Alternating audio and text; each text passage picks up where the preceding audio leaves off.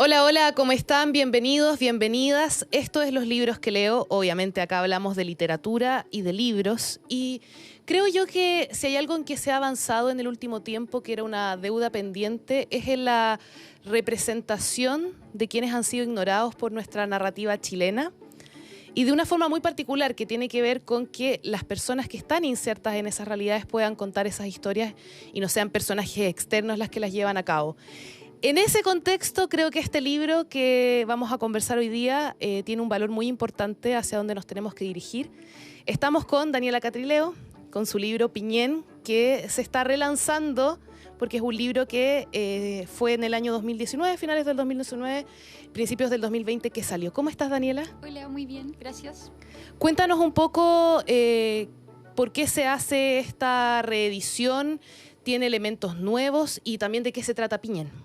Bueno, este relanzamiento es con un nuevo sello que es Six Barral, que editó también Chilco el 2023. Trae un nuevo relato, está corregido y aumentado porque la verdad es que entró a Estados Unidos con Farrar, Strawn Giroux, con ese contrato para salir el próximo año. Entonces, uno de los desafíos con la editorial en Estados Unidos era que fuera un libro como más grande. Y ante esas conversaciones que tuve con la editorial, la idea fue como escribir un nuevo relato que tuviera concordancia, el tono y que fuera parte de este libro Piñén. Así que, bueno, ese fue el desafío y con Six Barral lo tomamos para lanzarlo acá también. Y bueno, Piñén es un libro de 4 relatos. Hay gente que lo ha leído como una novela. Yo nunca corrijo a nadie, la idea es que lo lean como quieran, pero que está enmarcado en el fondo, situado en un contexto particular, que son principalmente las poblaciones periféricas en el sur de Santiago, en el contexto también de encuentros con el pueblo mapuche. Entonces, una mixtura entre la clase obrera y el pueblo mapuche. Sí, de hecho sobre eso te quería preguntar, lo decía al comienzo. Creo que hay poca representación de esto en nuestra literatura, o al menos en lo que uno usualmente conoce. Y además acá no solo hay una experiencia popular, sino también se da una experiencia de lo mapuche, que es algo que creo que muchas veces en el país se tapa, se caricaturiza de cierta forma. ¿Había algo de querer derribar eso, de mover esos estigmas que hay en torno a las clases populares, al ser mapuche?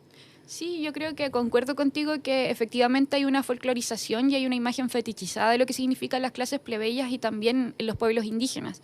Y a mí lo que me interesa en el fondo es mostrar como algo más impuro, ¿no? Es decir, como mostrar las complejidades que están detrás, las diferentes capas, cómo nos encontramos, nos desencontramos y también todas las distintas como desafíos que significa como plantearse desde esos territorios.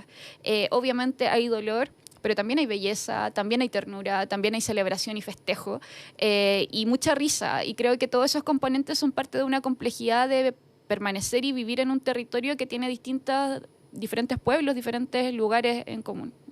¿En qué estabas tú cuando empiezas a escribir estos relatos? Bueno, en un comienzo eran 3, después se agrandó, pero ¿en qué estaba Daniela Catrileo cuando dijo, bueno, tengo que escribir esto?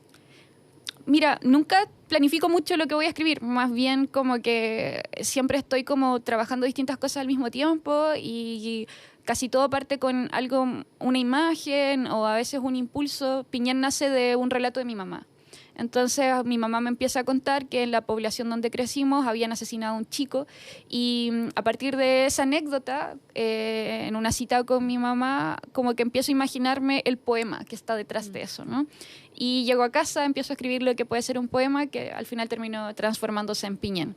Lo escribí durante varios años, yo diría que entre el 2014 y el 2018, 2019, cuando ya empezamos a editarlo y efectivamente lo que está detrás son como esa instancia, un poco memorias, pero también ficción, posibilidades como de poder robustecerse a partir de Frankenstein, de muchas anécdotas, pero sobre todo un trabajo con la forma, con la cadencia y las imágenes, que creo que una de las cosas que más me importaba era como armar una cierta arquitectura donde aparecieran los vlogs, que yo creo que era algo que me pasaba desde niña, ¿no? Como leer literatura escrita desde este país, pero donde no salía los lugares donde yo había crecido. No había representación. No había representación y las cosas que se habían escrito más bien eran por hombres que me parecen muy importantes, por ejemplo, no sé, Nicomedes Guzmán, Manuel Rojas o la voz importante de Pedro Lemebel, pero que es más disidente, pero hay pocas voces de mujeres además que estaban escribiendo sobre los barrios, sobre la periferia. Y que además las mujeres tienen otras problemáticas que los hombres no tienen. Bueno, hay un relato que es brutal en el libro respecto a eso, a las violencias estructurales y también a la falta de visibilidad de esos temas en torno a las mujeres. Quiero que conversemos un poco de eso, obviamente sin hacer spoiler, pero a mí en lo personal como mujer me tocó mucho ese segundo relato en donde vemos una violencia tan normalizada en un contexto en donde además hay otras violencias. Uh-huh. Sí, fue un desafío ese segundo relato. Después de haber terminado el primero, que es como con la anécdota que mi mamá me relató, el segundo ya fue como en un momento en que estaba participando en la Secretaría de Géneros de Sexualidad en la universidad donde estudié. Y bueno, uno de los trabajos de estar en ese lugar era efectivamente escuchar, ¿no? Oír. Y tratando con las herramientas precarias que teníamos, que en ese momento no estaban institucionalizadas, ¿no? Era trabajo a pulso entre compañeros y compañeras que queríamos como ayudar y sostener lo que estaba sucediendo ante las denuncias. Y ese trabajo me llevó también a poder oír cosas que quizás no estaban tan latentes antes, que es oír como no solo a amigas, sino que a la familia también, ¿no? ¿Cuántas veces le hemos podido preguntar a las madres, a las abuelas, a las tías, lo que está allí, si nosotras hemos vivido violencias, cómo las vivieron ellas? Y a partir de diferentes como voces muy plurales, voy armando ese relato que obviamente es desde la ficción, pero recogiendo en parte lo recolectado durante esa escucha. Bueno, también el ser mapuche es un elemento importante en el libro. Yo lo sentí, no quiero decir dos tipos, pero un poco dos tipos. Uno que tiene que ver con esos primeros que tienen que abandonar sus tierras, su lengua, trasladarse a Santiago. Y después con las generaciones que vienen, que tienen algo de esa tradición, pero que a la vez no se reconocen en ninguna parte.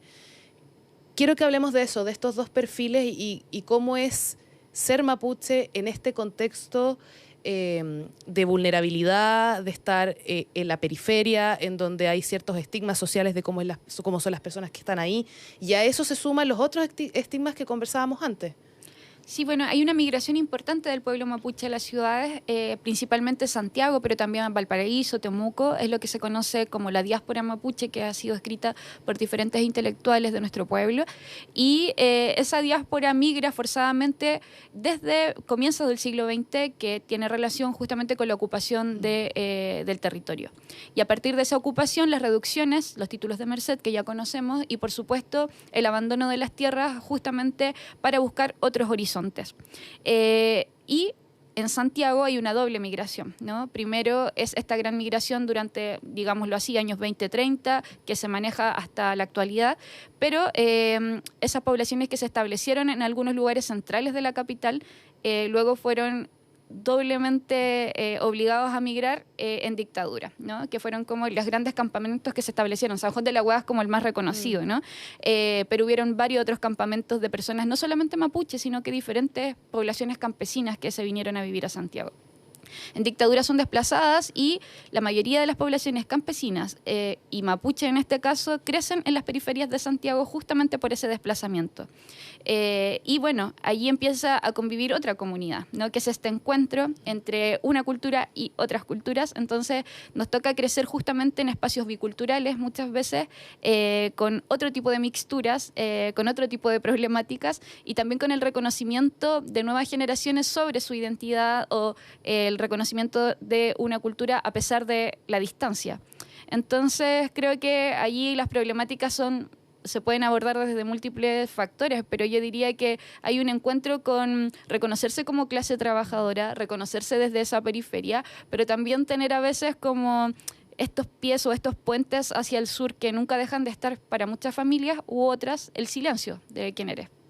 Hay una parte, lo anoté de hecho, página 42, por si en algún momento ya tienen el libro y quieren buscarlo. Sentía que mi vida se trataba de comprobar mi existencia.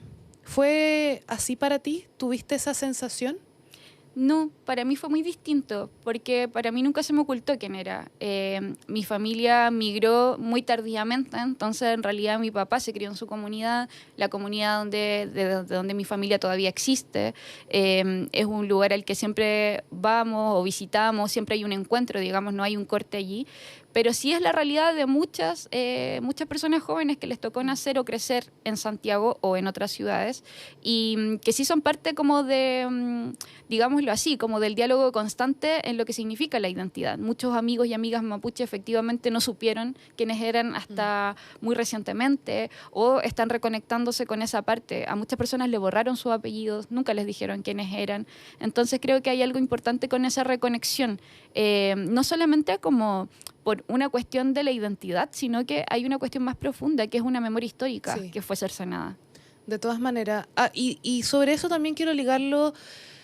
El libro tuvo como un reboom, por decirlo, porque Dua Lipa, que es una cantante que ustedes deben conocer, viene además ahora a Chile en noviembre, hizo una recomendación de tus libros. Y en realidad yo pensaba, bueno, ¿por qué tiene que venir? Nada, todo con Dua Lipa, no tenemos problema con Dua Lipa, pero ¿por qué tiene que venir alguien de afuera para que reconozcamos lo que tenemos adentro? Nuestra literatura, nuestras raíces, lo que tú misma decías, tener memoria respecto a lo que hemos sido como la construcción de nuestro territorio. ¿Cómo lo interpretas tú?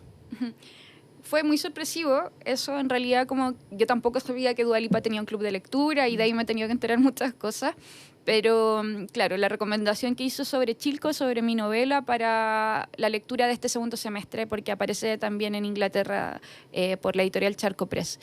Pero yo soy bien agradecida de lo que ha pasado con lo que he escrito. Yo vengo de un mundo muy pequeño que es la filosofía y otro mundo que es la poesía, y en ese encuentro para mí ya era bastante afortunada con la posibilidad de pensar y escribir y enseñar, que son cosas que me gustan y me apasionan.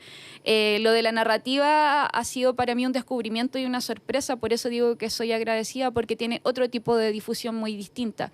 Entonces yo creo que sí se lee lo que escribo y para mí eso ya es tener como la suficiente sorpresa y agradecimiento en que eso se haga de esa manera. No, sé que obviamente tiene otra visibilidad que una cantante como ella pueda recomendar lo que tú escribes, pero yo ya en lo que he hecho me siento bastante afortunada. Eso es lindo.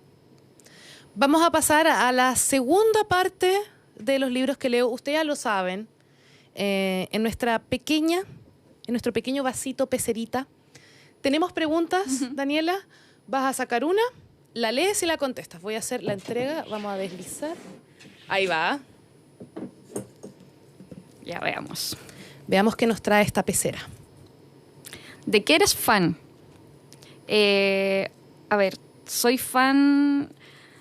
Qué difícil, de muchas cosas siento, como soy fan de la literatura, me interesa mucho, siempre estoy buscando cosas nuevas, indagando, especialmente lo que están escribiendo las personas jóvenes. Siempre que llego a un país distinto digo, ¿qué están escribiendo los poetas jóvenes de este lugar? Creo que es algo que me interesa mucho y espero que traspasar eso en mis clases, como mi pasión por la literatura. ¿Algo que nos puedas recomendar? Sí. Este fin de semana se viene la Furia del Libro. Sí. Entonces ahí es la Feria de Editoriales Independientes, que para mí siempre están haciendo cosas muy interesantes, y el día sábado va a estar una escritora joven que se llama Clio Mendoza, que es mexicana y viene de Oaxaca. Así que a las 7 a 19 horas vamos a estar presentando su libro, que además se llama Furia. Ay, hermoso. Vamos con otra pregunta. Ya. Anoten esa recomendación. ¿Qué nos trae esta pecera? Artista musical favorito. Mira, tengo varios distintos, pero voy a hablar como justamente del último relato que tiene Piñen, y la banda sonora es Pulp. Así que es un encuentro ahí entre el Britpop, la marginalidad y el mundo mapuche. Así que si se imaginan esa mixtura, pueden escuchar el This is Hardcore de Pulp. Perfecto. Vamos a otra.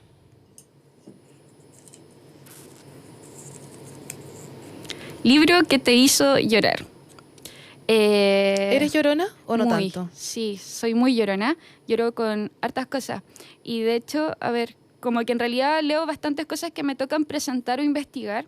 Y uno de los últimos libros que quizás me hizo como llorar y enternecerme al mismo tiempo es un libro de Cuya Reina, que se llama Los hijos de Goni. Cuya Reina es una escritora aymara muy jovencita que viene del Alto en Bolivia, y Los hijos de Goni es un libro de relatos situados desde el Alto Bolivia, que también hacen una mixtura interesante sobre las periferias de allá y el mundo indígena. Y creo que es muy interesante cómo logra de alguna manera armar un retrato y un relato de su vida también en esas mixturas. Es un libro muy bello. Oye, yo me voy a llevar esa tarea también para leerlo. Vamos con otra.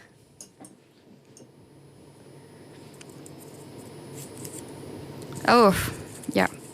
¿Prestar o no prestar libros? Oye, estás complicada. Sí, súper complicado. Presto libros, pero a personas que son muy amigas, a estudiantes a veces también. ¿Personas que puedes perseguir? Sí. Sí, porque los libros son muy preciados y todo, y también en eso también creo que está bien contagiarse, ¿no? De los libros y prestarlo y todo, pero con de vuelta, sí. Yo no entiendo por qué la gente no los devuelve. Hay que devolver los libros, sí. Por favor, gente, no se Para queden que con sigamos libros prestando, ajenos. hay que devolverlos. Para que sigamos esta cadena de amor. Totalmente.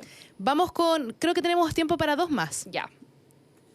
¿Y tú prestas libros? Yo presto y he perdido una cantidad. De hecho, varias amigas me tienen mis libritos. Devuélvanlo. Hay gente que tiene Excel con los libros prestados. Quizás deberíamos hacer eso. No me manejo tanto en el Excel, en verdad. Ya. Si pudieras tener un superpoder, ¿cuál sería? Me gustaría poder quizás tener un superpoder de sensible, es decir, como expandir lo sensible que somos como corporalidades humanas, y me gustaría tener la posibilidad de escuchar lo que piensan las plantas, o Ay, qué lindo. sí, como poder oír otros lenguajes que no podemos escuchar como humanos. Hermoso. En realidad, uno no hay mucho conocimiento respecto al sentir de las plantas, que uno, en realidad, obviamente sienten algo, son seres vivos. Sí, hay un libro muy hermoso sobre la vida de las plantas de Manuel Cocha, que es un filósofo italiano, que lo recomiendo, de verdad es un libro sensible, muy bien escrito, porque los filósofos no siempre escriben tan bien, y creo que Manuel Cocha escribe muy bien. Última pregunta de nuestra pecerita. A ver. Oh, qué difícil. Esto sí que no sé cómo responder. Amor platónico. Qué complicado. No sé. No se me ocurre nada ahora, pero no sé, he tenido como, no sé si tantos amores platónicos. Demos otra entonces. Sí, Vamos a ver. me cuesta. Un hábito de lectura extraño. Bueno, en general, a veces me pasa que leo mientras voy caminando. Y ¿En sí, serio? Sí, como que cuando algo me apasiona mucho y estoy muy pegada, claro, si la gente anda con los teléfonos, uno también a veces va leyendo libros en la calle, y si me ha pasado más de algún acontecimiento por leer en la Algún calle. choque, caída, sí. Sí, abrupto. O no ver a las personas que están alrededor, sí. Muy metida en la historia. Ujú. Daniela, se nos empieza a acabar el tiempo, pero quiero darte los minutos finales para que invites a la gente a leer Piñén, a leer el resto de tus libros. A la cámara. Sí, bueno, les invito a todos y a todas que puedan poder leer Piñén. Piñén es un libro que es hondo, a veces áspero también, pero tiene una belleza y una ternura que creo que es importante en todos los tiempos. Por supuesto, pueden leer también poesía, quizás si entran en la narrativa también se puedan permitir leer un poco de poesía.